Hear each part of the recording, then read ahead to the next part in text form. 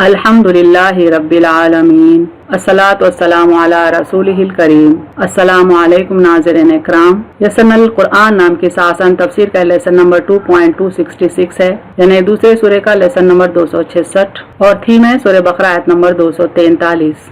Topics covered इस तरह से हैं। सबसे पहले तिलावत, उसके बाद word by word and phrase by phrase translation, फिर तफसीर, आखिर में कुछ अहम नुकात, एक्नॉलेजमेंट और रेफरेंसेस। औज़ु बिल्लाहि मिनश शैतानिर रजीम। बिस्मिल्लाहिर्रहमानिर्रहीम। अलम तरा इलल लज़ीना खरजू मिन दियारिहिम व हुम उलूफुन हज़रल मौत व क़ाल लहुमुल्लाहु मूतू सुम्मा अहयाहुम इन्नल्लाहा लज़ू फ़ज़लिन अलन नासि वलाकिन्न अक्सरन नासि ला यशकुरून। वर्ड बाय वर्ड ट्रांसलेशन देखें। अलम रूट वर्ड है लाम मीम से, माने क्या नहीं, डिड नॉट। तरा रूट वर्ड रा अलिफ या से है, माने देखा तुमने, यू सी। इला अलिफ लाम या से है, माने तरफ, टू। अल्लज़ीना अलिफ लाम लाम जाल या से है, माने वो लोग जो, दोज हु। खरजू खा रा जीम से है, माने निकले। वेंट आउट मिन मीम नून से, माने से, फ्रॉम। दियारिहिम दाल वाव रा से, माने अपने घर, देयर होम्स। वहुम हा मीम से, माने और वो, एंड दे। उलूफुन अलिफ लाम फा से है, माने हजारों, थाउजेंड्स। हज़रा हा जाल रा से है, माने डर, फियर। अल मौत मीम वाव ता से, माने मौत, डेथ। फ़क़ाला काफ वाव लाम से, माने सो कहा। देन सेड लहुम लाम से है, माने उनसे, टू देम। अल्लाहु अलिफ लाम हा से, माने अल्लाह अल्लाह। मूतू मीम वाव ता से, माने मर जाओ, डाई। सुम्मा सा मीम मीम से, माने फिर, देन। अहयाहुम हा या से है, माने उन्हें जिंदा किया। ही रेस्टोर्ड देम टू लाइफ। इन्ना अलिफ नून नून से, माने बेशक, इंडीड। अल्लाह अलिफ लाम हा से, माने अल्लाह अल्लाह। लज़ू जाल वाव से, माने यकीनन वो रखता है, श्योरली पोजेसर। फजलिन फा ज़ाद लाम से, माने फजल, बाउंटी। अला आइन लाम या से, माने पर, फॉर। अन्नासी नून वाव सीन से, माने लोग, द मैनकाइंड। वलाकिन्ना लाम काफ नून से, माने और, लेकिन, बट। अक्सरा काफ सा रा से, माने अक्सर, मोस्ट। अन्नासी नून वाव सीन से, माने लोग, द पीपल। ला लाम अलिफ से, माने नहीं, नॉट। यशकुरून शीन काफ रा से, माने शुक्र अदा करते हैं, grateful. Phrase by phrase translation Urdu में देखें। अलम तरा इलल लज़ीना, क्या तुमने उन लोगों को नहीं देखा जो, खरजू मिन दियारिहिम अपने घरों से निकले, वहुम उलूफुन और वो हजारों थे, हज़रल मौत मौत के डर से। फ़क़ाल लहुमुल्लाहु मूतू, सो अल्लाह ने उन्हें कहा तो मर जाओ। सुम्मा अहयाहुम फिर उन्हें जिंदा किया। इन्नल्लाहा लज़ू फ़ज़लिन बेशक अल्लाह फज़ल वाला है, अलन्नासी लोगों पर, वलाकिन्न अक्सरन्नासी लेकिन अक्सर लोग, ला यशकुरून शुक्र नहीं करते। कंप्लीट ट्रांसलेशन देखें।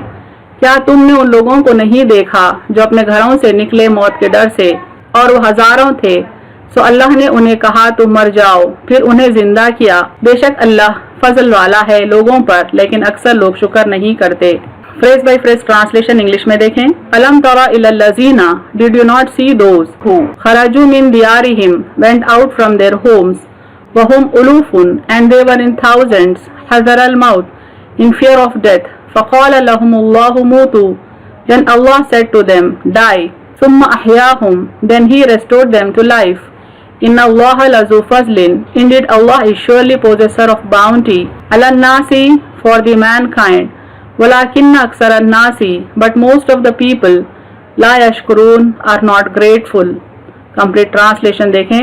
Did you not see those who went out from their homes in fear of death, and they were in thousands? Then Allah said to them, die. Then he restored them to life. Indeed Allah is surely possessor of bounty for the mankind, but most of the people are not grateful. तफसीर आयत देखें।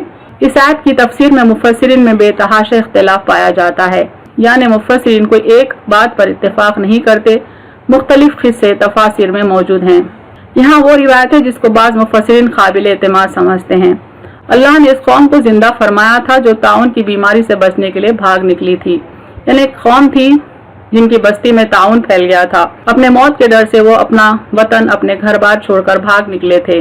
یہ لوگ بے شمار تھے. پھر اللہ نے طویل عرصے کے لیے انہیں موت کی نیند سلا دیا. اللہ کو ان کا اس طرح سے بھاگنا موت کے خوف سے پسند نہیں آیا، تو اللہ نے ان کو حکم دیا مر جانے کا، تو وہ موت کے منہ میں چلے گئے، یہاں تک کہ ان کی ہڈیاں تک گل سڑ کر بکھر گئیں اور وہ خاک ہو گئے.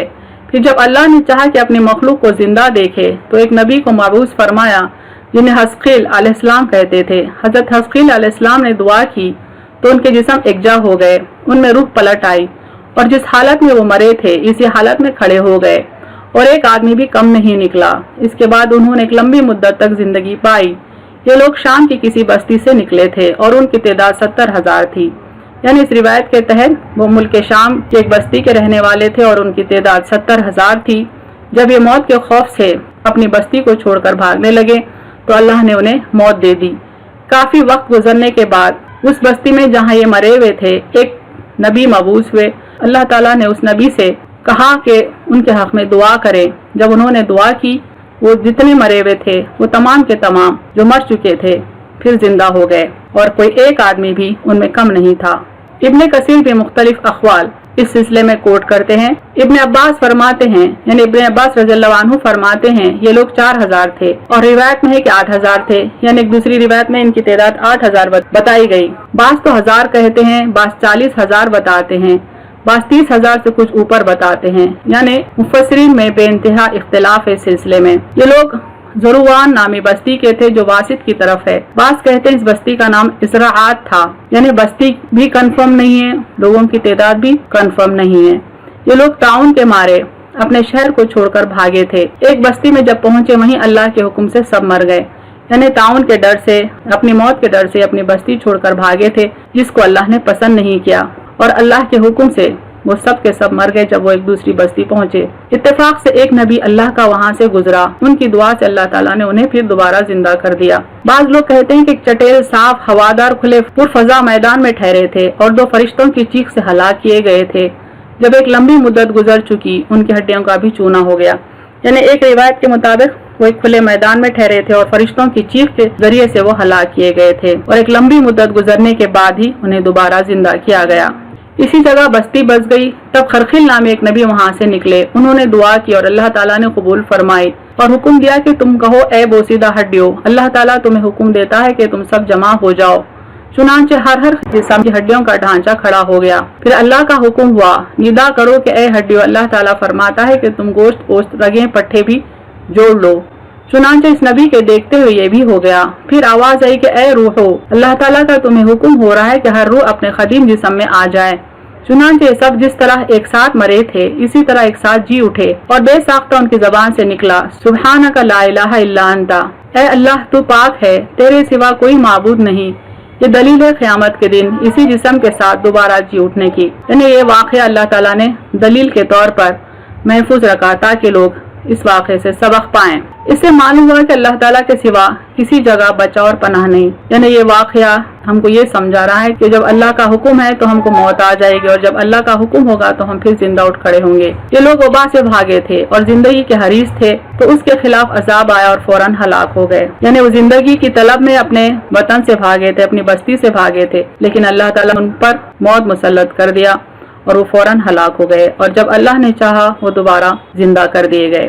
مسند احمد کی ایک حدیث میں ہے کہ جب حضرت عمر بن خطاب شام کی طرف چلے اور سرن میں پہنچے تو ابو عبیدہ بن جراح وغیرہ سرداران لشکر ملے اور خبر دی کہ شام میں آج کل وبا ہے. چنانچہ اس میں اختلاف ہوا کہ وہاں جائیں یا نہ جائیں. بالآخر عبد الرحمن بن عوف جب آئے اور فرمایا کہ میں نے رسول اللہ صلی اللہ علیہ وسلم سے سنا ہے کہ جب وبا کسی جگہ آئے اور تم وہاں ہو تو وہاں سے اس کے ڈر سے مت بھاگو، اور جب تم کسی جگہ وبا کی خبر سن لو تو وہاں مت جاؤ. حضرت عمر فاروق رضی اللہ عنہ نے یہ سن کر اللہ تعالیٰ کی حمد و ثنا کی، پھر وہاں سے واپس چلے گئے. یعنی حدیث میں جو اصول بتایا گیا ہے کہ اگر کسی بستی میں وبا پھیلی ہوئی ہے تو وہاں کے لوگوں کو یہ مناسب نہیں کہ وہ بستی چھوڑ کر کسی اور جگہ چلے جائیں، چونکہ دوسری جگہ بھی وہ وبا پھیل جائے گی. اس طرح سے جن کا تعلق وہ بستی سے نہیں ہے ان کو یہ بات سمجھائی گئی ہے کہ وہ بستی جہاں پر وبا پھیلی ہوئی ہے وہاں نہ جائیں، چونکہ ان کے بھی متاثر ہونے کا اندیشہ ہے. بعض मुफस्सिरीन ने कोशिश की है कि जिस कौम का वाक़या बयान हो रहा है इसका तयन करें कि वो कौन सी कौम थी। यानी अगर हम मुख्तलिफ तफासिर को देखें तो हमको पता चलता है कि वो बस्ती का तयन ठीक से नहीं हुआ, यानी ये पता ही नहीं, ये कन्फर्म भी नहीं है कि वो कौन सी बस्ती थी और न ही ये कन्फर्म्ड है कि वो कितनी तादाद में लोग थे।